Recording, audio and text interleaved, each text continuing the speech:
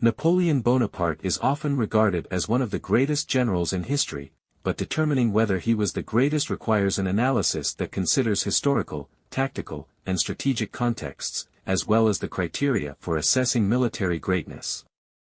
Napoleon revolutionized the art of war. His ability to integrate rapid maneuvers, concentrate forces at decisive points, and effectively use artillery enabled him to defeat armies often larger than his own. His strategy of dividing and conquering enemy forces, exemplified in the Ulm campaign of 1805, showcases his mastery of operational strategy. His victories at Marengo, Austerlitz, and Jena Auerstedt are considered masterpieces of planning and tactical flexibility. Napoleon was also an administrative innovator. The creation of the corps system, which allowed greater autonomy for divisions within the army, provided logistical flexibility and faster operational response. This approach has been studied and emulated well into modern times. Another critical aspect of Napoleon's success was his ability to inspire loyalty among his troops. He was a charismatic leader who shared the hardships of his soldiers, motivating them even under dire circumstances, such as during the Egyptian campaign or the retreat from Russia. However, this charisma and personal leadership could also be a weakness. His tendency to centralize command and make crucial decisions in isolation made him vulnerable to errors, as seen in the Russian campaign of 1812, where he underestimated logistical challenges and the harsh climate. To determine whether Napoleon was the greatest general of all time, we must compare him with other military titans.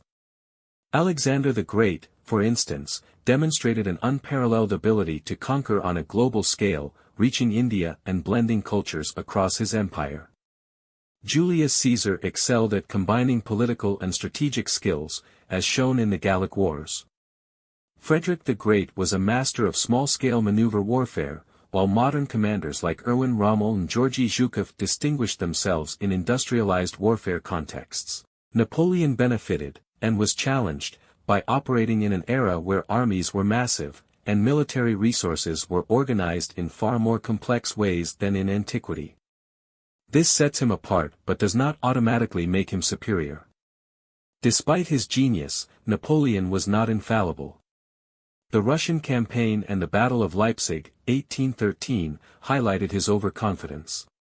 At Waterloo, 1815, his strategy was less brilliant than in his earlier years, partly due to the superior numbers of the Allied forces and the mistakes of subordinates like Grouchy. Additionally, his strategic vision tended to be egocentric. He aimed for total conquest without considering the political or economic sustainability of his campaigns.